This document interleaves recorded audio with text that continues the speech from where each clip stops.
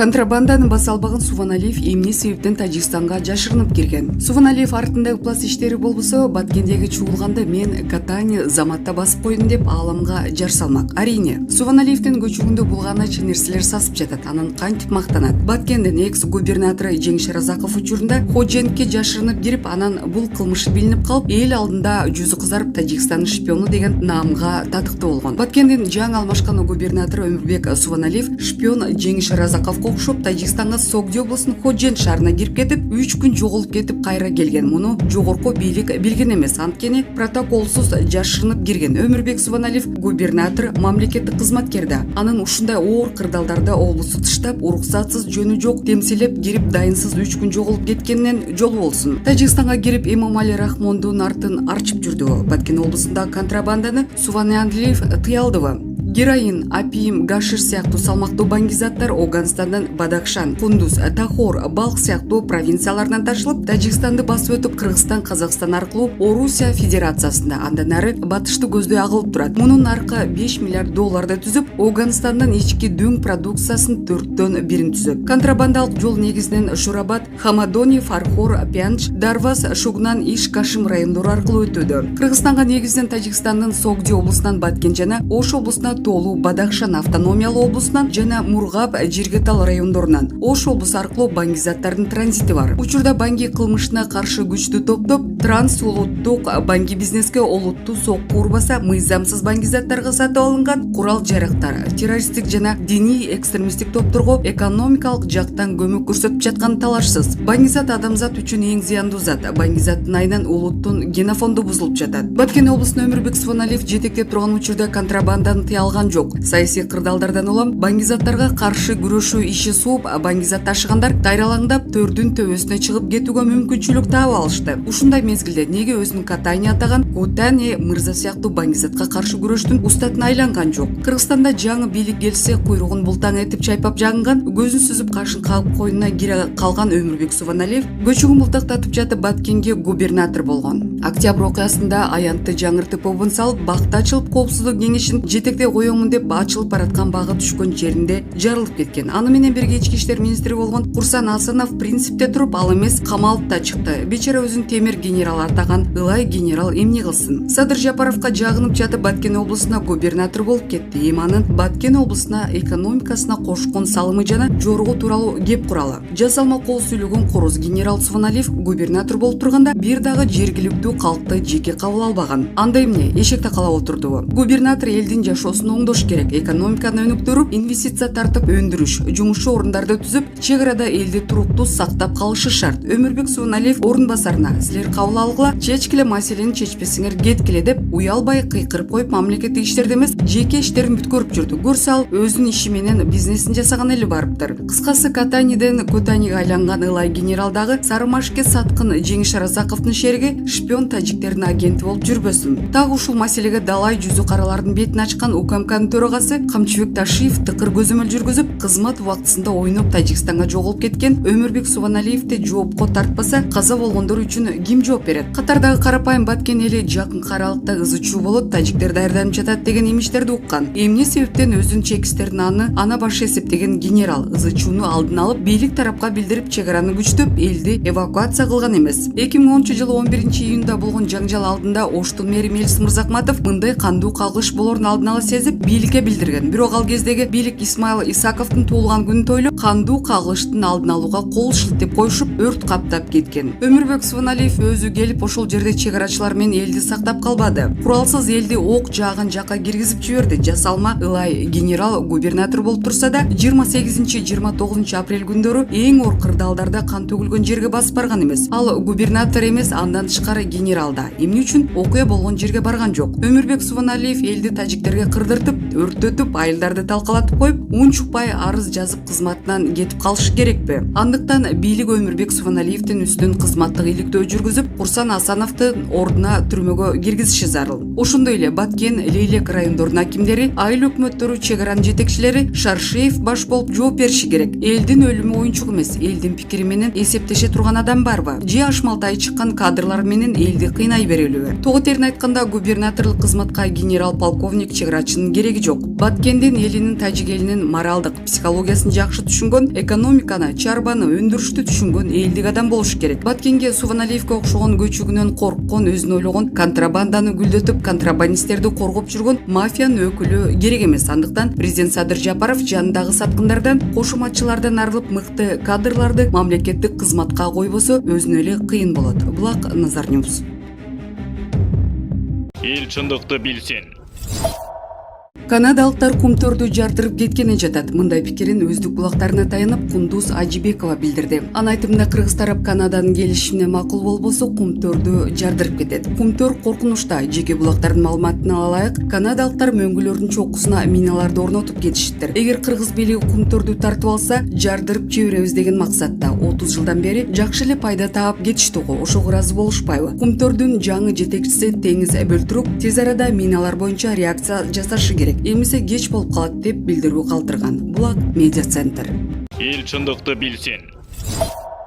Мирлан Жээнчороев кумтөрдүн артынан байгандарга эл аралык издөө салып, жоопко тартуу керек. Мындай пикирин Жогорку Кеңештин депутаты Мирлан Жээнчороев билдирди. Кумтөр концессиялык келишим иштеп жатат. Алса каталган келишимдин шарттары 2003 жылы өзгөрүлгөн. Ал эми 2009 жылы Бакиевдердин убагында кескин түрдө өзгөртүлгөн. Комиссиянын маалыматы боюнча Центера менен 2009 жылдагы сүйлөшүүлөрдү экинчи президенттин уулу Максим Бакиев менен анын досу Алексей Елисеев жүргүзгөн. Кумтөрдүн артынан байгандарга эл аралык издөө салып, жоопко тартуу керек деди депутат. Булак Назар Ньюс. Эл чындыкты билсин. Галина Байтерек жетекчилик кызматка дайындалды. Галина Байтерек буга чейин президенттин маалымат катчысы болуп иштеп келген. Бүгүн 18 майда ал жаңы кызматка дайындалды. Галина Байтерек Кыргызстандын өлкө башчысынын администрациясынын билим берүү, илим, маданият, спорт жана жаштар бөлүмүнүн жетекчиси болуп дайындалды. Бул тууралуу президенттин маалымат кызматынан билдиришти. Тийиштүү жарлыкка мамлекет башчысы Садыр Жапаров кол койду. Белгилей кетсек, Галина Байтерек буга чейин президенттин маалымат катчысы болуп иштеп келген. Бүгүн ал бул кызматынан бошотулган маалым болду. Булак Спутник Кейчи. Эл чындыкты билсин. Ташиев Центеранын директорлор кеңешинин кыргыз мүчөлөрү жоопко тартыларын эскертти. Депутат Махабат Мавлянова Жогорку Кеңештин кезексиз жыйынында көп жылдардан бери кен казган жайдагы мыйзамсыз иштерге көз жумуп келишкен директорлор кеңешинин кыргыз тарабынан мүчөлөрү жоопкерчиликке тартылышабы деп сурады. Центера Gold компаниясынын Кыргызстандын атынан директорлор кеңешинин мүчөлөрүнүн бири Теңиз Бөлтүрүк кеңештеги таасир эте турган эреже бар. Эгер кеңешке таасир этүү үчүн каршы 8 добуш алуу керек. Эгер аны ала албаса, чечимге эч кандай таасир эте албай турганын билдирди. Өз кезегинде Улуттук коопсуздук мамлекеттик комитетинин башчысы Камчыбек Ташиев директорлор кеңешиндеги Кыргызстандын жарандары көп акча алып турушкан деп белгиледи. Бизде бул жарандардын тизмеси бар. Алардын ар бири суралат. Эгер алар мыйзамсыз аракеттерге аралашкан болсо, жоопкерчиликке тартылышат, деди Ташиев. Булак Медиа Центр. Эл чындыкты билсин.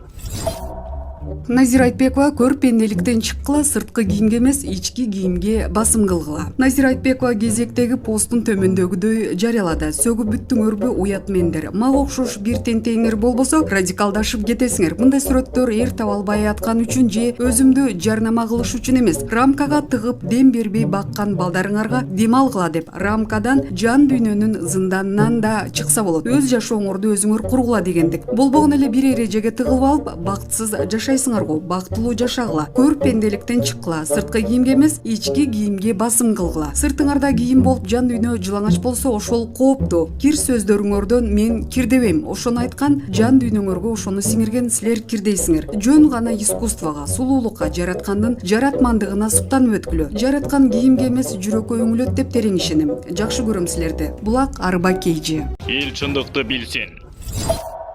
Камчыбек Ташиев кумтөр боюнча камала турган депутаттарга күлүп эскертти. Бүгүн Жогорку Кеңештин кезексиз жыйынында кумтөр маселеси каралууда. Депутаттар Сайдулла Нышанов кумтөрдөн кайсы депутаттар сиденье сыйакы алып турганын, алардын атын атоону УКМКнын төрагасы Камчыбек Ташиевден сурады. Азыр алардын атын атаганга болбойт. Кайсы депутат камалса, ошолордон көрө бересиздер деп күлүп жооп берди Ташиев. Булак Медиа Центр. Эл чындыкты билсин.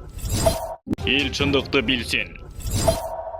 Мел Сазбековдун решетканын артында жатып, топтолуп калган аттын башындай болгон арманын угуп, айласыздан аны Матраимов Райымбекке салыштырып көрөйүн дедим. Экөө тең эле эл тааныган адамдар, экөө тең эркекмин деп баш көтөрүп жүргөн жигиттер. Бирок экөөнүн ортосундагы айырма ушунчалык чоң болгондуктан, булардын өздөрүн гана эмес, сүрөттөрүн да бир катарга коюштун өзү туура эмес болуп калат экен. Мел Сазбековду илгертен эле Садыр Жапаров деп келгенин билебиз. Садыр Жапаров деп чын күйгөн адам. Садыр Жапаровдун талабына жооп бере тургандай болуш керек да. Садыр Жапаров коррупцияны жоюм, жемкорлордун бетин ачып, жегендерди мамлекетке төктүрөм, таза шайлоо, акыйкат заман орнотом деп кайсыл жерде болбосун айтып келсе, ал эми Мел Сазбеков өзүн как будто Садыр Жапаровдун ишеничтүү адамы катары көрсөтүп, чүйдөгү шайлоо штабын жетектейм деп кыйын болуп, ачындыгында ар кандай афера былыктарын ишке ашырып жүргөн экен. Штабтын жетекчиси эмес эле экени ошол шайлоо учурунда эле билинип, жалган ачылып, абийири төгүлгөн болчу. Акырында пара алып колго түштү. Өзүңдү турсайып, кимге барасың тыржайып дегендей, өзүнүн айыбын билип тынч жатып калбай, эми түрмөдө жатып, Садыр Жапаровду каралоого өтүптүр, ар кандай жалгандарды токуп. Мурда колдоп келген эмне азыр сатып жаткан кандай болду? Адамда намыс, инсандык лапис болуш керек да. Эми Матраимов Райымбек жөнүндө айтсак, Райымбек Атамбаев, Сапар,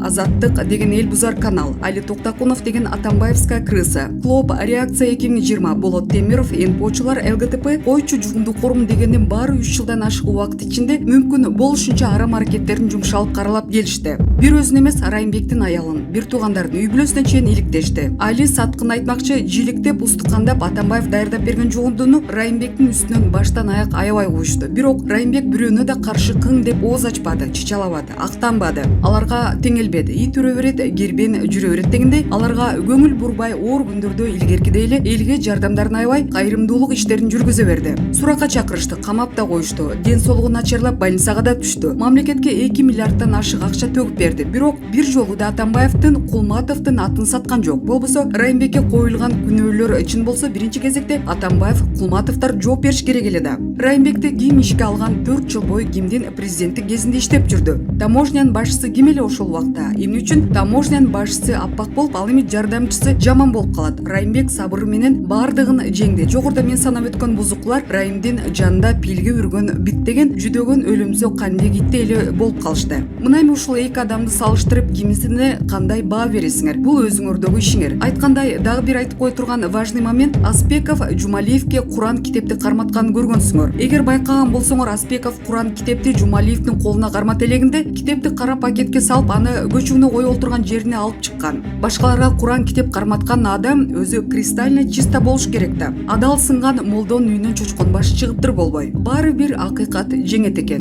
2010-жылдан бери акыйкат издеп келген карапайым кыргыз элине мына Кудай буйрса жакшы күндөр келди. Убактылуу өкмөттүн кузгундарынын, Азаттыкка окшогон бузукуу каналдардын, НПОнун бүлүндүргүчтөрүнүн, атүгүл Аспеков, Али Токтакунов сыяктуу аферисттердин жүздөрү ачылып, ким экендери элге маалым болду, дейт Шамурза Бөрүкулов өзүнүн Facebook баракчасында.